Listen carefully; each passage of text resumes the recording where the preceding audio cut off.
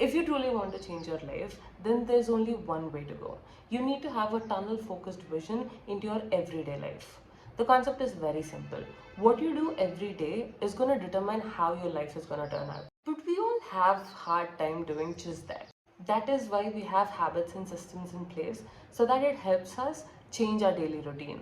Okay, fine. Welcome back to my channel. My name is Pragna Joginapalli. I love making lifestyle and mindset related videos. If you're looking for a change in your life, then be part of this community. In this video, I'm going to talk about few habits that I've picked up that literally forms my day. I saw change in my physical, mental, and emotional health because of these habits. So I just wanted to share them with you guys.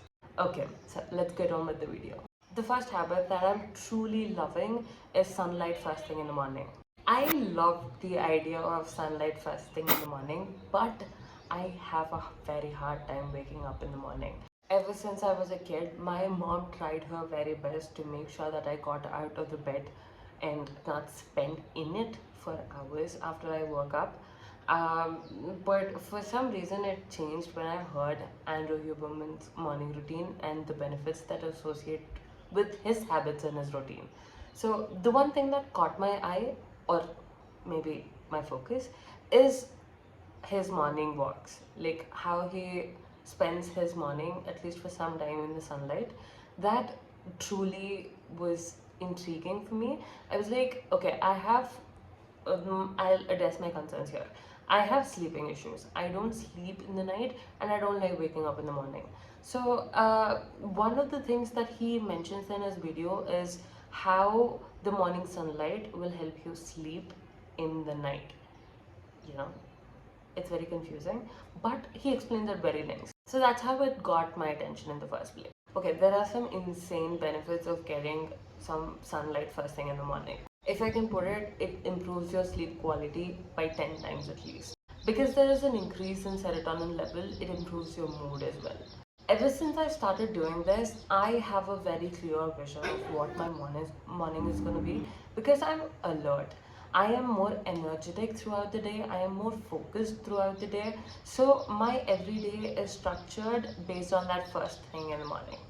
How I do this is I take morning walks and I listen to podcasts. Currently, I'm listening to Harry Potter.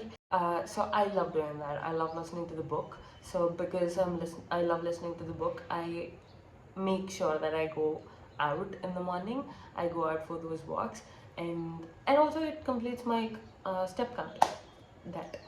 Yeah. The second habit that I am not getting tired of talking about in these videos are moving my body, like the working out and the walks part. I don't think I'll ever stop recommending people to work out, and because I believe it's one such habit that affects your physical, mental, and emotional well-being. I have tried different styles of working out. I've tried Pilates, I've tried home workouts, I've tried strength training, I have tried sports, I have tried different varieties of how you can actually move your body. And once I've figured out what is my preferred choice or preferred style of working out, consistency became very easy after that. I believe everybody has a style, and the only issue that people can't figure out is what is their preferred choice, what is their preferred style. Once you do that, I think you can see the actual benefits of you working out. If you have to be consistent with this particular habit, it's important that you observe your own benefits, not hearing from others, not hearing from me, not telling you how working out is important or whatever. It's important that you see what you feel. I have two goals for this particular habit. I like my walks with the podcast. I think it's genuinely my thing. I love doing that. In the walks, I also incorporate the 12-3-30 method, where you walk at 12 incline at 3 miles per an hour and for 30 minutes. So these are something that I love doing because I like listening to books and audiobooks and podcasts. So this is one habit that I crave for all the time. So the first goal is to walk for at least 8,000 steps. 8,000 to 10,000 steps. So that is my range. I like hitting 8,000, it would be nicer if I hit 10,000. The second goal I have for myself is having 4 to 5 workout sessions in a week, and these could be like anything. These could be Pilates. I could play sports that day, or when I say sports, I only play badminton. So I could play sports that day, or I could just do a 10-minute workout video, home workout video, and I'm done. I don't like pushing myself too far also, because my problem is consistency. I like doing less and being consistent more than exerting myself and not doing anything at all.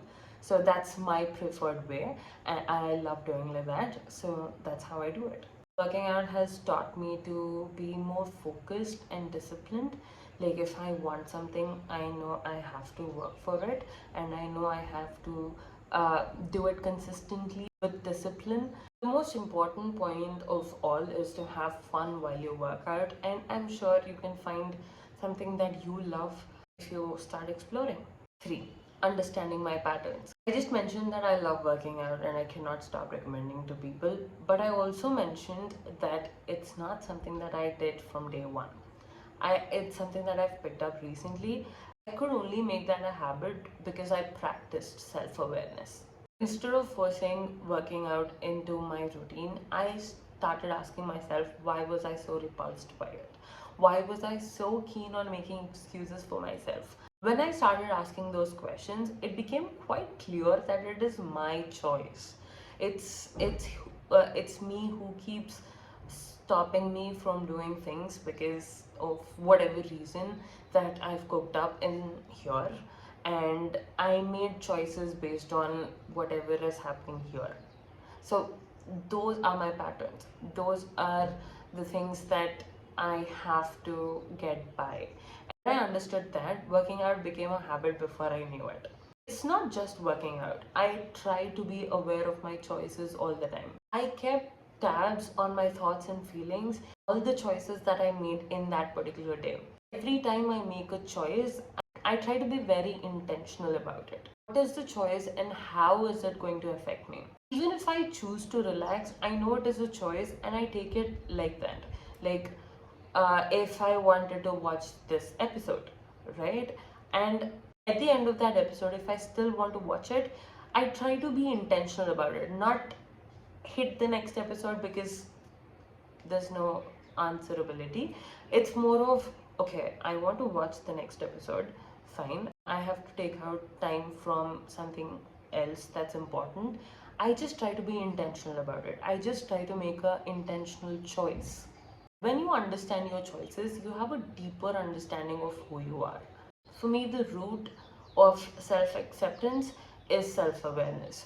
How aware are you? How comfortable are you knowing that that's who you are? Not denying it, not making excuses, not doing anything. Just, okay, this is who I am, and it's fine. I don't know how many people can do it. For me, when I saw that I was not working out because I made up few reasons in my head, which were all trashy by the way. They don't make any sense with rational mind. It made sense to me, to who I am, because of my fears. So when I started understanding those patterns, and when I saw that that's not who I am, I don't succumb to my fears, it became very easy for me to understand and be like, okay, this is something that's not me. This is who I am, though, who conquers their fears. And I started pushing me towards that place. I am still not there. I still have fears. I still have few things that I cannot let go of. But I'm trying. I am trying to be as close to who I think I am.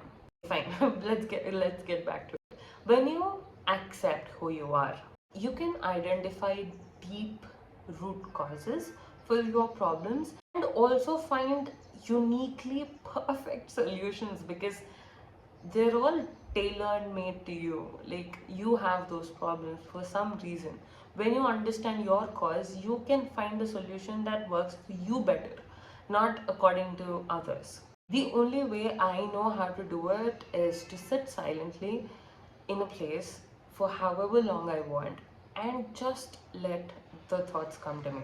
I see my own experience through my own eyes, my actions, my choices, my thoughts, my feelings. What is that one thought maybe that's still stuck in my head that happened 10 years ago? I don't know. These thoughts come to you when you sit silently and just have a conversation with yourself. When you keep constantly doing this, when you keep being in a place where you're questioning your actions and your thoughts, you can find patterns of your behavior. You just have to identify those patterns and try to address them in a way that you understand and it makes sense to you. You could also use journal to document your experiences and your thoughts. And when you keep journaling, you'll have fresh thoughts, which can help you track your patterns and find solutions as well. Like that's something that you can do. Or facing my fears. I kind of mentioned it in the other part, but yeah. This is a very hard one. I think I struggle with this each day, and I try to be the best I can be, even if I have those fears. I try to be disciplined. Third part, but yeah. So I started incorporating this mentality into my life instead of sitting and thinking what it could have been if I did that because I wanted to. What instead of thinking the future possibilities, I thought it's better to do whatever I want to do and take whatever comes with it as an experience. It's not easy to make choices like that. It's extremely difficult, and I know it. Every choice that I make is not going to be eventful, it's not going to be fruitful. Just because I thought it's going to go in one direction, it doesn't mean it is going to do that all the time. But I'm teaching myself to take that experience and be happy that I did it rather than curse myself that I didn't do it.